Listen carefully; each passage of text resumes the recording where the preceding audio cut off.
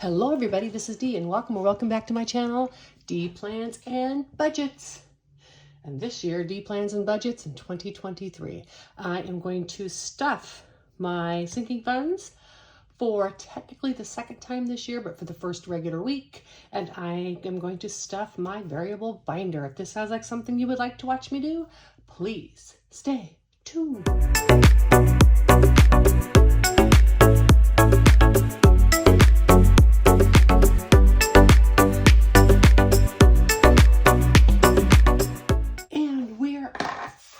With stuffing our binders. Put these aside.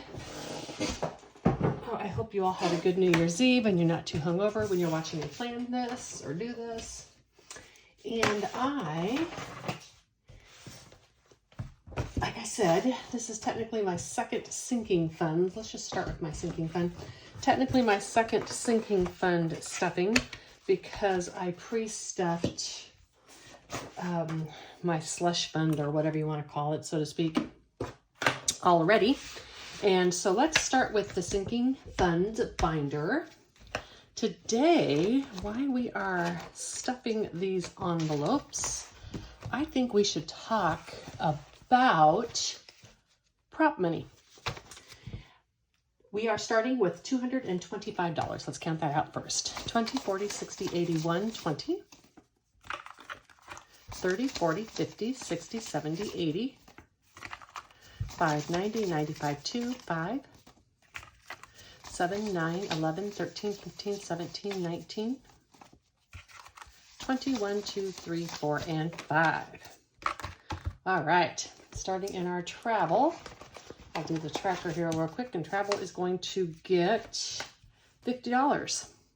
So the reason I thought we should talk about prop money today is because with what the feds have been doing with the interest rate, if you are not currently taking advantage of a high yield savings in a place like Capital One or Ally, I think it is time that you do that and really start using prop money. Let me count. 1, 2, 3, 4, 5, 6, 7, 50, 8, 59, 50, 1,000, 20, 40, 60, 80, 1,100, 20, 30, 40, 50, 60, 75, 80, 2, 3, 4, 80, I'm sorry, 2, 4, 6, 8, 9, and 90, $1,190. So I was guilty of this last year too. At the beginning of the year, my high yield savings account was paying, I'm going to move this. I am guilty of this. At the beginning of the year, my high yield savings was getting, I think, like 0.5%. And so for me, especially with my sinking funds, it was worth just keeping my sinking funds in my checking account because it made it easier when I wanted to use them because of the rules and such governing high yield savings accounts, the amount of transactions and such that you can do. And so I had both. I had like $5,000 in an escrow that was not, I knew wasn't going to be paid till the end of the year. And then I had my sinking funds that were accruing, and there was a good amount because of not getting to do some trips. Let's count this.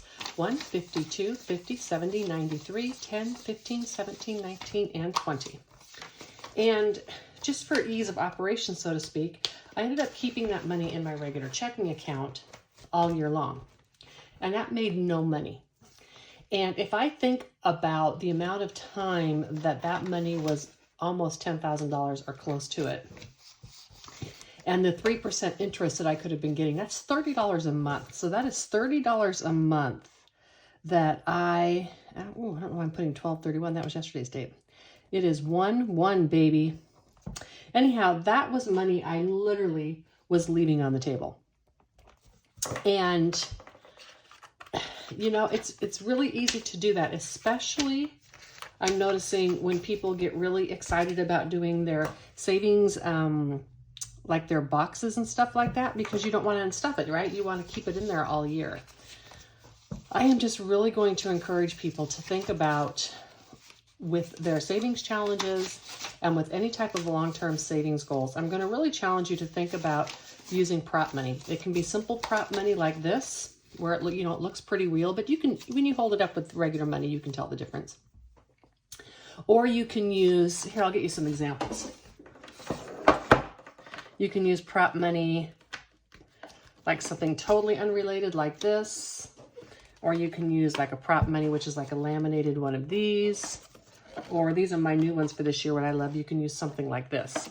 So you can use a myriad amounts of paper. You could just put a sticky note in there if you wanted. I prefer the pretty stuff, of course. But I just think with the interest rates the way they are, it would behoove everybody to take a look at that within their budget. Let me count this. 1, 2, 3, 4, 5, 6, 7, 58, 59, 20, 40, 60, 70, 80, 90, 1,000, 10, 15, 20, 25, 27, 29, 31, 33, 34, 35, 36, 37, and 38. $1,038.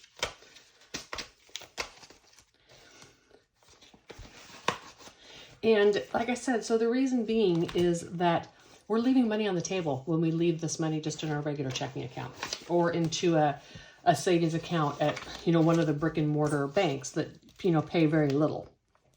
That's why I had said, I had decided this year I am going to be using prop money in here to represent when I had transferred it to my long-term savings. Last year I used prop money, well, just because it's pretty and I like it. And it also made my binders a bit thin, but with these bigger envelopes, that's not nearly as big of a issue as it was. Let's count this. 1, 2, 3, 54, 20, 40, 60, 70, 80, 95, 5, 10, 15, 17, 19, 21, 22, 23, 24, and 25. And that can really add up. So, you know, let's say you're doing one of those $10,000 savings challenges. And there's a couple of YouTubers out there that I see that are doing, they have some pretty hefty goals. And it's going to take them like a year or so to make that goal. So not only are they leaving all that money sitting in the house, but they are leaving interest on the table. And so that is just something that I would love to see us all kind of challenge ourselves. It's absolutely fun. I know it's super, super fun to collect money in the boxes or the envelopes or all that kind of stuff. And you can still do that. But I would challenge you to have some sort of limit or whatever that you use prop money. So maybe after you've stuffed 10 envelopes, then you take that and you replace it with prop money. Thing of prop money, if you use this kind, would literally be a whole entire challenge because you could change these, right? So if you wanted to buy just one set of prop money, it costs about $11 and use this to fund, let's say, a $10,000 or $20,000 savings challenge. We'll just change these to 200, change these to 100. In these gold ones that I showed you, I'm going to use these for this binder this year, and that's how I'm going to use them. It's going to be 100, 200, and then there's 50s in here, and they're going to be 500 because I don't need like $1,000 ones and stuff in here. So you can use these any way that you want to. And it just frees up the security issue of having the money in the house. And then it also is going to let you get some return on your investment, so to speak. Okay, 21. I don't think I added it yet. Yell at me if I did. And I will probably didn't get the right change, but that's fine. 1, 50, 70, 92, 10, 15, 17, 19, 21, 2, 3, 4, and 5. 225. So that is in there. Now, having money or keeping money in a long-term savings account is a bit more complicated. So there are regulations with how many withdrawals you can make a month. So there comes some challenges with, let me do this. All right. So $15 into electronics. Let's count this. 1, 2, 3, 54, 50, 70, 80, 95, 5, 10, 12, 14, 16, 17, 18, 19, $519 into electronics. Now there comes some challenges when it comes to keeping your money in a high yield savings account. You can only usually, and I don't know every bank and every bank's policy, but usually you can only make 6 transactions a month, and that's both deposits and withdrawals. And so if you're a non-brick and mortar like Capital One and Ally, which is the ones that are paying the most interest right now, then you do not have the option of going inside a location, which is where you can do more transactions than what would otherwise be allowed. Therefore, you have to do a little bit more planning. So 1, 52, 2, 4, 5, 6, 7. You have to do a bit more planning. That would be things like transferring your money to that only once a month, and then maybe using your credit card and then transferring the money in there to pay back your credit card. Something like that. And I don't know what budget system you are using, and so I wouldn't know how to advise you on that. But I would say that it would be a good little challenge or exercise for everyone this year to do. It would be to look into how they can take advantage of some of the high interest savings accounts right now. 10, 20, 30, 2, 4, and 5. Of course, this time last year, we wouldn't have been having this conversation because savings accounts were not paying anything. Medical is getting 18. I must have grabbed some wrong change, so I'm going to do this right now.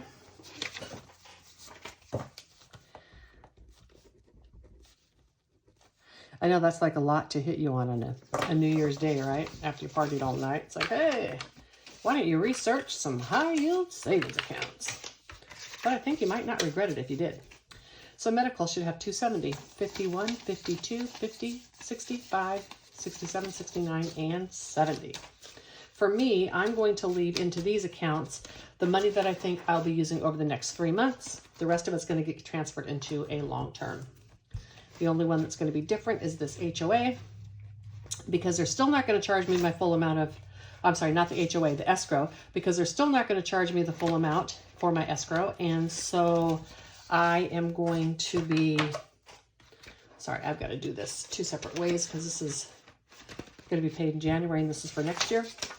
Anyhow, so they're still not going to be taking the extra money in my HOA escrow fund. So I need to be stashing some again, and then I'll put that in the savings account because it'll be a full another year until I pay it again. My HOA is getting $8. And this is going to be the HOA for, actually I should put 2024's HOA on this because I have the money for my 2023's HOA. I just turned that backwards so I wouldn't get it confused. I'll take that money out as soon as I pay that, and I should get the bill anytime here in the next few days. And my escrow, out of my sinking funds, it's getting a regular amount each month to give myself a few $100 push in there for property appraisal increases. And then I'm also going to be stuffing it when I stuff my utilities buffer at the end of the month. I don't usually do that on camera. 55, 57, 59, 61, 3, 5, 6, and 7. Anyhow, with the extra, because they're still not taking out the full amount of my payment. I guess they just want to let me borrow money for free. That's okay, because the lesson is I can take that money and put it into my high yield interest-bearing account, and I can make money on their money. Works for me, that's for sure. All right, next is going to be my variable binders. And my keychain broke, but that's okay. It never stayed up anyhow. And in here, I am stuffing $272. Lots of little change because it's my first stuff of the month. 20. All right. I'm going to edit out the last count because it didn't work. 20, 40. And I know it was right.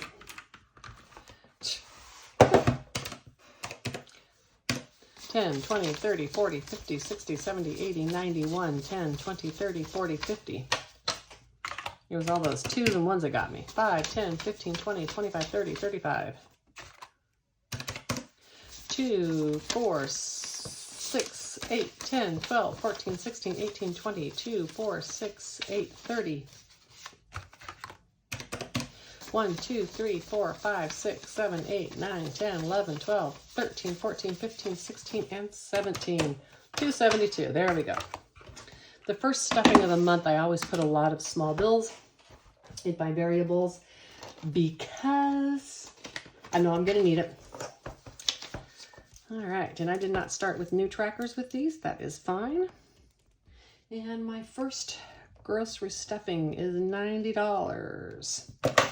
And I'm sure I did 20, 40, 50, 60, 70, 5, 80, 2, 4, 6, 7, 8, 9, and 90. And if not, it'll work out. 20, 40, 50, 60, 70, 5, 80, 2, 4, 6, 7, 8, 9, and 90. I just do lots of change because I need it when I go through, because I don't have any change in my spent envelope to make change with. So it works best for me if I do lots of small change the first stuffing into this envelope. Oh, man, look at how messy that is. That doesn't need to be messy. Paper and cleaning and health and beauty are both getting 10, 5, 7, 9, and 10.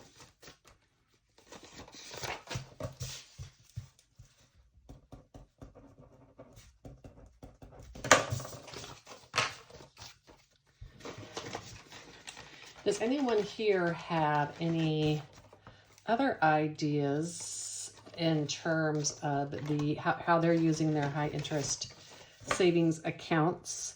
And then a question that I would have is, what are you doing with the interest that you make on those high interest accounts? Are you doing extra savings with it? Does that turn into some mad money for you? Is that just going into regular savings accounts so the interest just grows and accrues? That would be a good question. What is everybody going to do with all the money that they get from high interest savings accounts? My miscellaneous is getting 30. These are some new numbers this year. 10, 25, 27. 10, 25, 27, 29, and 30. I think I budgeted quite a bit over, but with everything being so weird with inflation and all that kind of stuff, I just felt more comfortable going over it rather than give me a non-attainable goal, because when you get a non-attainable goal, there is a huge tendency to get super frustrated and then you just give up. And so I just thought it was better to give myself more, and 5, 7, 8, 9. And I used the leftover money to do some savings challenges and do some long-term savings.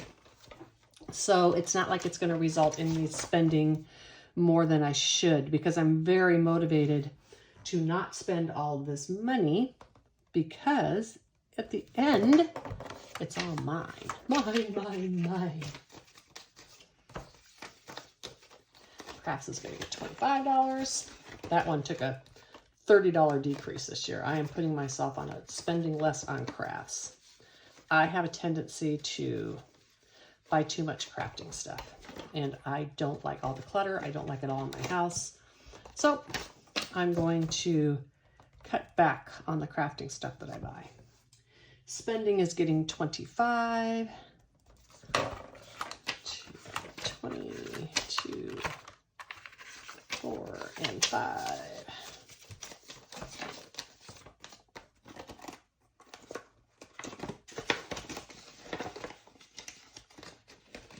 Oh, did I do the tracker?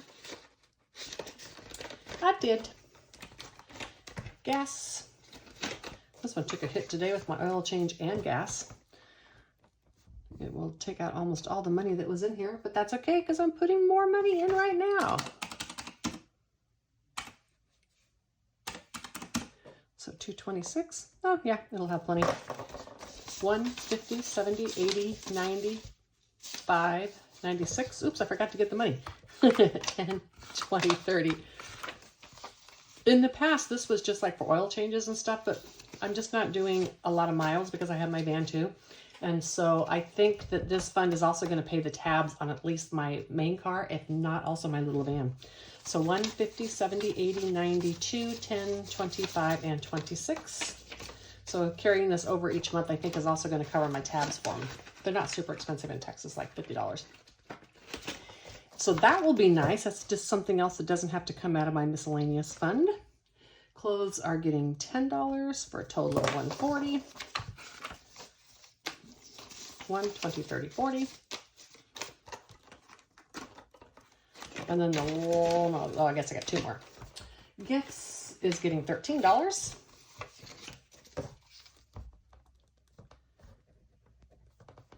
I am thinking seriously.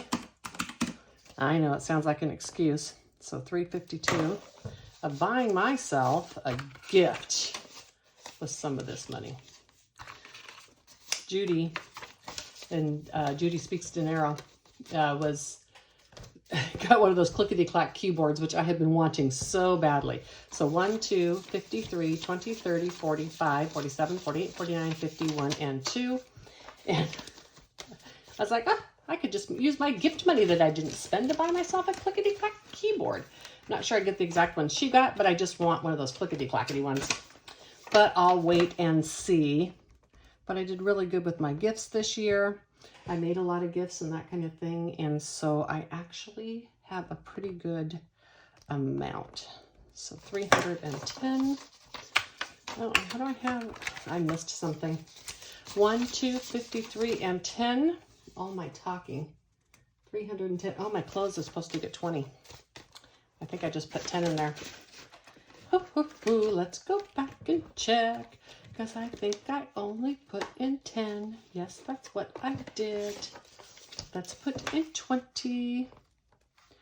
And then this will be 150. That's what I get when I get talking. So 1, 20, 30, 42, 4, 5, 6, 7, 8, 9, and 50. Alrighty then, this is going to be a long video. I'll edit some stuff out, hopefully, so it's not as long. Y'all, hope you have a great first day of actually, by the time you see this, it'll be the second day of 2023. And why not start your year off with a daily walk? I highly recommend it. Bye.